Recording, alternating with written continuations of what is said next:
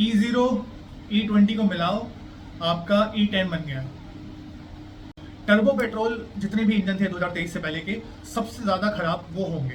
That is inevitable. E27 गाड़ी जब तक नहीं आती है मत खरीदना, नई गाड़ी मत खरीदना। हाय, आई एम ऋषि। मैं एक नॉर्मल इंसान हूँ जिसने एक गाड़ी खरीदी थी एक उम्मीद से कि 15 साल चलाऊंगा। डीजल बेच के पेट्रोल कार ली थी, टर्बो पेट्रोल ली थी क्योंकि वो अच्छी चलती है। अभी E20 एथेनॉल पेट्रोल आने से जो जो इम्पैक्ट होने वाले हैं, मैंने एक छोटी सी स्टडी बनाई है, आप सबके काम आएगी। हाय, आई एम ऋषि। सो हम अब बात करने वाले हैं E20 एथेनॉल पेट्रोल की। और आप सबको जानना चाहिए कि इसके क्या एक आम आदमी को नुकसान या फायदे होने वाले हैं। तो इस वीडियो में हम सिंपल रखेंगे, आपको बताएंगे कि E20 पेट्रोल होता क्या है, इससे क्या इम्पैक्ट हो सकते हैं, इससे बचने के क्या तरीके हैं, और क्या क्या झूठ फैलाए जा रहे हैं, और क्या क्या पॉसिबल सोल्यूशन हो सकते थे। डिस्कशन इज एंडलेस, लेकिन इसको छोटे से छोटा रखेंगे। अभी आप सबको ये पता होना चाहिए कि गवर्नमेंट ने ये सोचा था कि एक तो पैसे बचा लेंगे वो लोग, एनवायरनमेंट में अपना फ़ायदा दे पाएंगे। इससे क्या होगा कि वो पेट्रोल को थोड़ा कम इंपोर्ट करेंगे, अपना लोकली मेड एथेनॉल का यूज़ करके 20% पेट्रोल में मिलाएंगे, 80% पेट्रोल की खपत होगी, 20% एथेनॉल होगा। तो आपका कॉस्ट में थोड़ा कंपैरिजन में कम आएगा। वहीं ये सोचा गया था कि एथेनॉल मिलाने से आपके जो फ्यूल पंप पे पेट्रोल की जो कॉस्ट है वो थोड़ी कम हो जाएगी, लेकिन ऐसा नहीं हुआ। अभी एथेनॉल भी उतने का ही मिल रहा है जितने का पेट्रोल मिल रहा है।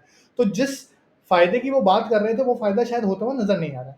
हाँ, इन्वायरमेंट को जरूर फायदा होगा क्योंकि कम कार्बन एमिशन होंगे। शुगर केन इंडस्ट्री को थोड़ा बहुत फायदा होगा क्योंकि फार्मर्स को एक्स्ट्रा कमाने का जरिया मिल गया। लेकिन आप ये सोचिए कि ज़्यादा शुगर केन की खेती करने में भी तो आपके एक्स्ट्रा रिसोर्सेज खर्च हो रहे हैं। तो इन शॉर्ट इतना बड़ा फायदा होने नहीं वाला है। It's just diversification of fuel resources. Dependency थोड़ी कम हो जाएगी कि आप ऑयल इंपोर्ट नहीं कर रहे हो क्योंकि लिमिटेड रिसोर्स है, और ethanol is like a bio renewable kind of a thing कि आप दोबारा बना सकते हो। वहीं नुकसान को अगर देखा जाए तो आपकी गाड़ी जल्दी खराब होगी जो 2023 से पहले बनी हुई थी। रबर कंपोनेंट्स, फ्यूल सिस्टम्स, इन पे इम्पैक्ट तो आना ही आना है। ये भी एडवांटेज है क्योंकि जब हायर ऑक्टेन रेटिंग होती है तो गाड़ी आपकी परफॉर्म अच्छा करती है, थोड़ा जल्दी तेज रफ्तार पकड़ लेगी, छोटे मोटे चीज़ें नहीं होंगी। लेकिन अब ये समझिए कि जो उसको पेट्रोल का इन्फ्लेमेशन मिल रहा था, जो कंबशन मिल रहा था, वो कंबशन थोड़े कम में मिलेगा, तो ज़्यादा फ्यूल खर्च होगा। ज़्यादा फ्यूल खर्च होने का मतलब है कि आपका जो व्हीकल है कम आपका माइलेज देगा। ऐसा बोला जा रहा है कि 6 से 7%, लेकिन मेरी खुद की गाड़ी में कम से कम 30% का फर्क पड़ा है। अब अगर हम बात करें नॉर्मल पेट्रोल कार की या फिर नॉर्मल टू व्हीलर की, तो मोर और लेस सबका ही नुकसान उसमें होना ही होना है। रबर कंपोनेंट्स खराब होंगे ही होंगे, फ्यूल के जो कंपोनेंट्स होते हैं, इंजेक्टर, बाकी सब चीज़ें, उसमें कोलिजन के चांसेस होते हैं क्योंकि एथेनॉल एज अ फ्यूल ही इस तरीके से है कि वो अब्जॉर्ब करता है पानी को। जब वो पानी को अब्जॉर्ब करेगा आपके कंटेनर के अंदर जहाँ पर पेट्रोल रखा जाता है, तो पेट्रोल प्लस एथेनॉल मिला, मॉइस्चर उसने करा, तो एक टर्म होती है फेज सेपरेशन, जिसमें पेट्रोल जो होगा वो ऊपर ऊपर आ जाएगा, थोड़ा सा एथेनॉल उसके नीचे मिडिल लेयर में आ जाएगा, और पानी नीचे वाले में रह जाएगा। जहाँ पर पानी आएगा तो मान के चलिए कि करोजन तो होना ही होना है। तो उसके लिए लोग कई सारी चीज़ें सोच रहे हैं कि पेट्रोल के अंदर कोरोजन रेजिस्टिव कोई फ्यूल एडिटिव डाल देंगे, तो इट्स अ पॉसिबल सोल्यूशन। लेकिन सबसे ज़्यादा नुकसान अगर किसी का होगा तो वो टर्बो पेट्रोल इंजन का होगा। टर्बो पेट्रोल इंजन में होता क्या है, क्योंकि वो हाई टेम्परेचर पे ऑलरेडी ऑपरेट करते थे और ज़्यादा फ्यूल खींचेंगे, ज़्यादा काम करेंगे, एथेनॉल का कंबस्शन लेवल थोड़ा कम है, तो वो ज़्यादा वियर एंड टियर में जाएगा। ये तो होना ही है। तो नॉर्मल जो नेचुरली एस्पिरेटेड इंजन थे, जैसे होंडा के हैं, मारुति के हैं, उसमें कोई टैलेंट नहीं आना। जो टर्बो पेट्रोल इंजन थे 1 लीटर वाले, किया, होंडा, स्कोडा, वोक्सवैगन, किया, इन सब में नुकसान होना ही होना है। और जो E20 रेडी सिस्टम्स हैं, उसका मतलब ये नहीं है कि आपका फ्यूल की खपत कम हो जाएगी, डैमेज कम होगा, ये मान के चलिए। इस हिसाब से देखा जाए जो टू व्हीलर सबसे ज़्यादा इंडिया में यूज़ होते हैं, उनमें भी ये नुकसान आएगा। लेकिन टू व्हीलर का परफॉर्मेंस अगर कम भी हो गया, 40 किलोमीटर पर लीटर की जगह अगर उसने 36 भी दिया, तो इतना फ़र्क पता लगेगा नहीं। वहीं कार में ज़रूर पता लगेगा कि अगर आपकी कार 15-16 का एवरेज देती थी और 9-10 पे आ जाती है, तो प्रॉब्लम है। मेरी कार 16 का एवरेज देती थी, अभी 8-9 का दे रही है। तो हाँ, ये एक प्रॉब्लम है। अब मान के चलिए कि अगर आपको अपनी कार को अपग्रेड करना है, जैसे मारुति ने बोला कि हम लोग रेट्रोफिट कर देंगे, हमने अपग्रेड किट निकाले हैं, तो कुछ एक सामान तो उसमें डलेगा ही डलेगा। प्रिवेंटिव मेजर्स हैं, है ना? और क्या-क्या चीज़ें आपकी खराब हो सकती हैं, जैसे फ्यूल सिस्टम आपका खराब हो सकता है क्योंकि उसमें एक्सेसिव डिपॉज़िट्स हो जाएँगे कार्बन के, जब ज़्यादा खराब उसमें फ्यूल जाएगा। फ्यूल लाइन्स में आपको एथेनॉल रेजिस्टेंट लाइन्स डालनी पड़ेंगी। उसके अलावा आपको फ्यूल पंप भी अपना नया अपग्रेड कराना पड़ सकता है। जब आप ये सब चीज़ें डालते हो तो आपको ईसीयू में रीमैप करना पड़ता है कि किस हिसाब से फ्यूल बर्न करे, किस रेशियो में फ्यूल बर्न करे। नए फ्यूल फिल्टर डलेंगे, तो ये एक्स्ट्रा कॉस्ट है। मान के चलिए आप कुछ भी देख रहे हैं तो 20 से 25,000 रुपए का एक्सटर्नल अपग्रेड किट की कॉस्ट आप मान के चलिए उतनी पड़ेगी। अगर टर्बो पेट्रोल है तो और भी ज़्यादा होगा। वहीं आप जो प्रिवेंटिव मेजर यूज़ कर सकते हो, फ्यूल सिस्टम क्लीनर आप डाल सकते हो, एथेनॉल का स्टेबलाइज़र डाल सकते हो, कोरोजन इनहिबिटर डाल सकते हो, वाटर अब्ज़ॉर्बर डाल सकते हो। ये सारे प्रिवेंटिव मेजर्स हैं, है ना? तो इसमें आपकी मेंटेनेंस कॉस्ट तो बढ़नी ही तय है। तो गवर्नमेंट को ब्रॉड लेवल पे तो इतना नुकसान नहीं हो रहा, लेकिन एंड यूज़र को तो 100% नुकसान हो ही रहा है। अब आपके पास ऑप्शन क्या रह जाते हैं? आपके पास ऑप्शन रह जाता है कि या तो आप प्रीमियम फ्यूल डलवाइए, जैसे कि एक्सपी 100 है, पावर 100 है। इसका जो ऑक्टेन रेटिंग होती है काफ़ी अच्छी होती है और इसमें कहीं से कहीं तक एथेनॉल अभी तक तो नहीं डला होता, है ना? इससे परफॉर्मेंस भी अच्छी आती है, आपका मेंटेनेंस कॉस्ट भी कम होता है, इंजन भी अच्छा बना रहता है। लेकिन ₹160 का आता है वर्सेस 104 या ₹105 जो नॉर्मल पेट्रोल आता था। गवर्नमेंट ने हमें नहीं दिया है। अगर आप एक्सपी 95, एक्सपी 97, पावर 97 भी लेते हैं, उसमें भी 20% एथेनॉल मिक्स्ड है अभी। तो जब एथेनॉल ही इतना मिक्स कर दिया गया है, आपके पास ऑप्शन रह जाएगा खुद का आप E10 बना लें। जो ऑलरेडी गाड़ियां हैं वो E10 कंपैटिबल होती है, इतना नुकसान नहीं होता है। तो आप आधा टैंक मतलब 15 लीटर आप प्रीमियम फ्यूल डलवा लीजिए और 15 लीटर अपना E20 डलवा लीजिए, आपका E10 ही बन गया।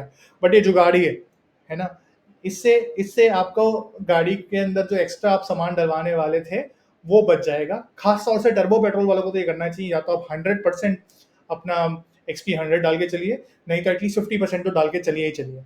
और मान के चलिए कि आपको एडिटिव्स तो लगाने ही पड़ेंगे, चाहे वो कोरोजन रेजिस्टेंस के लिए हों, चाहे वो एथेनॉल की जो वाटर एब्सॉर्प्शन प्रॉपर्टीज हैं उसको कम करने के लिए हों, वो आपको करना ही पड़ेगा। इसके अलावा बहुत सारे मिथ्स, बहुत सारे जो अफवाहें हैं वो फैली हुई हैं कि अगर आपकी जो गाड़ी है अ, आधा ही टैंक भरा हुआ है E20 पेट्रोल से तो क्या नुकसान होगा। तो साइंटिफिकली इतना नुकसान नहीं होना चाहिए। अगर 3-4 दिन तक खड़ी हुई है गाड़ी, अगर 2-3 हफ्ते ज़्यादा खड़ी हुई है, तो अगर वहाँ मॉइस्चर है, पानी वाले इलाके में है, तो मॉइस्चर को तो अट्रैक्ट करता है इथेनॉल। तो जो फेस सेपरेशन वाली बात कही थी, वो होने के चांसेस तो हैं। E20 पेट्रोल के फ़ायदे भी हैं, ऐसा नहीं कि नहीं है। जो रॉन रेटिंग है इसकी, हायर ऑक्टेन नंबर जिसको बोलते हैं, वो है। इससे फ़ायदा क्या होता है कि आपको परफॉर्मेंस अच्छी मिलती है। जो भी कंपैटिबल इंजन्स हैं, उनमें तो मज़ा ही आ जाएगा। आज की डेट में 2009 से होंडा के इंजन जितने भी आए थे, वो ऑलरेडी E20 कंपैटिबल थे और सारे नेचुरली एस्पिरेटेड है। तो जिन लोगों ने होंडा का इंजन लिया है, वो मान के चलिए उनकी तो लाइफ में कोई दिक्कत कभी आने नहीं वाली है, एटलीस्ट अभी। और जो लोग नई गाड़ी खरीदना चाह रहे थे, वो रुक सकते हैं। E27 का वेट करिए। अगले 1-2 साल में गाड़ी लेके भी फ़ायदा नहीं। वैसे भी जो भी गाड़ियाँ हैं, जो इम्पैक्ट आना है वो 20-30 हज़ार में आना है। ऐसा नहीं होना कि तुरंत ही आपकी गाड़ियाँ खराब होनी शुरू हो जाएंगी। अब अच्छा RON नंबर जो होता है आपका, रिसर्च ऑक्टेन नंबर, ये एक ऐसी नंबर है जिसके फ़ायदे तो हैं। अब कोई नॉर्मल पेट्रोल जो आता है उसका रॉन जो होता है वो 99-100 होता है। E20 ब्लेंड के साथ आपको 94-95 का रॉन मिलेगा। इससे क्या होता है कि कंबशन थोड़ा तेज़ी से होता है ना? नॉकिंग थोड़ी कम होगी, है ना? पावर आपको ज़्यादा मिलेगी, यानी बहुत तेज़ी से आप स्पीड पकड़ सकते हो।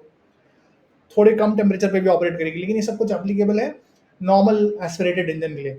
अगर हायर कंप्रेशन इंजन है, टर्बो पेट्रोल टाइप का इंजन है, तो यही चीज़ें आपको ज़्यादा नुकसान भी देने वाली हैं। तो सोच समझ के गवर्नमेंट ने एक स्टेप लिया है और 4 स्टेप लिया है, which is kind of unplanned. जो 2030 में उन्हें करना चाहिए था, over the period of time करना चाहिए था, ऑप्शन देना चाहिए था, वो उन्होंने नहीं दिया। अब आप मान के चलिए कि आपको तुरंत क्या करना है। आपको फ्यूल सिस्टम क्लीनर डलवाना चाहिए तुरंत। फ्यूल फिल्टर एकदम चेक कराना चाहिए, अगर आपकी गाड़ी थोड़ी ज़्यादा पुरानी है, अभी रिसेंटली सर्विस नहीं हुई है तो।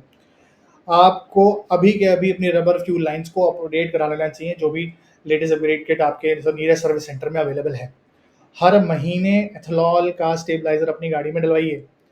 फ्यूल एफिशिएंसी अगर बहुत ज़्यादा गिर रही है, एक बार हो या ये, आपको नहीं पता कि कितना इम्पैक्ट ऑलरेडी हो चुका है, क्योंकि हल्ला अब मचा है। E20 पेट्रोल शायद एक आध महीने पहले से ही आ रहा था सारे पेट्रोल पंप्स पे, तो इम्पैक्ट आ चुका था, नोटिस अब कर रहे हैं लोग।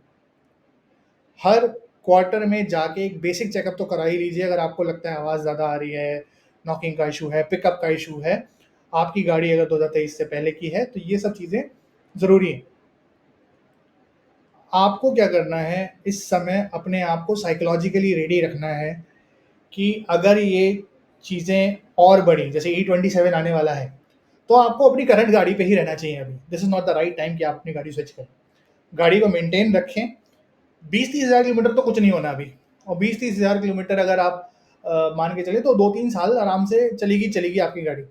2-3 साल में E27 कंपैटिबल कोई ना कोई अच्छी कार तो आ ही चुकी होगी। मैं कोशिश करूँगा कि नॉर्मल इंसान की तरह, एक नॉर्मल ह्यूमन बीइंग की तरह आपके लिए कंटेंट बनाऊँ, सिंपल कंटेंट रखूँ। मेरी जो खुद की कार है Kia Carens turbo petrol GDI engine है, उसमें बहुत सारे खर्चे हैं। मतलब अगर मैं एक्सपेक्टेड कॉस्ट निकालूँ, लगभग 1 लाख रुपए से ज़्यादा की कॉस्ट लगेगी अगर उसको मैं 100% कंपैटिबल बनाने चला गया, और तब भी वो E27 कंपैटिबल कभी नहीं बनेगी, है ना? जबकि 2023 की गाड़ी है, right? So think on those tangents. Government ने हमें ऑप्शन देने चाहिए कि हम E10 डलवा लें या फिर नॉर्मल डलवा लें पेट्रोल। विदाउट एथेनॉल भी हमें पेट्रोल का ऑप्शन मिलना चाहिए, जो अभी नहीं है। तो हमें जुगाड़ निकालने पड़ेंगे। जो जुगाड़ हैं वो सिंपल से हैं कि आपको एडिटिव्स लगाने पड़ेंगे, बेसिक अपग्रेड करना पड़ेगा, सिस्टम्स में रबर्स को हटाना पड़ेगा, कोरोजन रेसिस्टेंस आप जैसे मैनेज कर सकते हैं वो करिए। आपकी गाड़ी ऐसी जगह पे ना हो जहाँ पर मॉइस्चर आने के चांसेस ज़्यादा हों, तो ये सब चीज़ें आपको करनी चाहिए। इसके अलावा लिंक में हम कोशिश करेंगे कुछ एक आर्टिकल के लिंक डालते हैं जो आपको हेल्प करें। अभी के लिए लेटेस्ट न्यूज़ ये है कि E20 पेट्रोल तो अब रहने वाला है। आप अपनी गाड़ी को कैसे मैनेज कर सकते हैं, उसको लाइक डायबिटीज़ आप सिर्फ मैनेज कर सकते हैं। शुगर खाना छोड़ना नहीं चाहते तो दवाइयाँ लेनी पड़ेंगी, नहीं तो शुगर खाना ही छोड़ना पड़ेगा। और इस केस में दोनों ही काम करने पड़ेंगे, लाइफस्टाइल चेंजेस भी करने पड़ेंगे। तो आपके लिए एक सबसे अच्छा तरीका ये है कि आधा पेट्रोल प्रीमियम डलवा लीजिए, आधा पेट्रोल नॉर्मल डलवा लीजिए। E10 बन गया।